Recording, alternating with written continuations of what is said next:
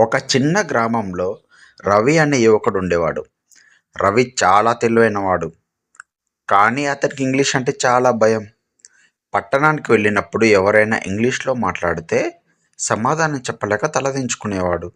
తనకి మంచి ఉద్యోగం రావాలన్నా, ప్రపంచంతో పోటీ పడాలన్నా ఇంగ్లీష్ అవసరమని అతను గుర్తించాడు. రవి తన ఇంగ్లీష్ ప్రయాణాన్ని ఎలా మొదలుపెట్టాడో తెలుసుకుందాం. మొదటిగా చిన్న చిన్న అడుగులు. రవి నేరుగా పెద్ద పెద్ద పుస్తకాలు చదవకుండా చిన్న పిల్లల కథల పుస్తకాలతో మొదలుపెట్టాడు. అందులోని వాక్యాలు సరళంగా ఉండటం వల్ల అతనికి త్వరగా అర్థమయ్యేవి. కొత్త పదాలు కనిపిస్తే వెంటనే డిక్షనరీలో చూసి ఒక నోట్బుక్లో రాసుకునేవాడు. అండ్ నెక్స్ట్, వినడం మరియు గమనించడం. అతను ప్రతిరోజు ఇంగ్లీష్ వార్తలు వినడం ప్రారంభించాడు. మొదట్లో ఏమీ అర్థం కాకపోయేది, కానీ రోజులు గడిచే కొద్దీ ఆ పదాల ఉచ్చారణ అతనికి అలవాటయింది. అండ్ నెక్స్ట్, అద్దం ముందు సాధన చేసేవాడు. రవికి ఎవరితోనైనా మాట్లాడాలంటే సిగ్గుగా ఉండేది. అందుకే తన గదిలో అద్దం ముందు నిలబడి తనతో తానే మాట్లాడుకునేవాడు.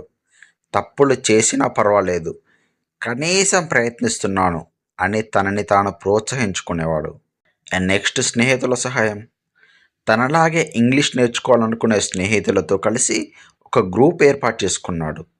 మనం మాట్లాడుకునేటప్పుడు కేవలం ఇంగ్లీష్లోనే మాట్లాడుకుందాం అని నిర్ణయించుకున్నారు. ఒకరి తప్పులను మరొకరు సరిదిద్దుకునేవారు. ఇలా రవి ఒక 6 నెలల తర్వాత రవి ఒక పెద్ద కంపెనీలో ఇంటర్వ్యూకి వెళ్ళాడు. అక్కడ అతను చాలా ఆత్మవిశ్వాసంతో ఇంగ్లీష్లో మాట్లాడి ఉద్యోగం సంపాదించాడు. మనం తెలుగుని చదువుకొని నేర్చుకోలే కదా, మన ఇంట్లో పేరెంట్స్ మాట్లాడుతుంటే విని విని నేర్చుకున్నాం.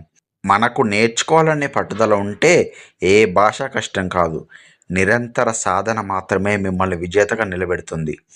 మీరు కూడా రవిలాగే ఇంగ్లీష్ నేర్చుకోవాలనుకుంటే ప్రతిరోజు కనీసం 5 కొత్త పదాలు నేర్చుకోవడానికి ప్రయత్నించండి.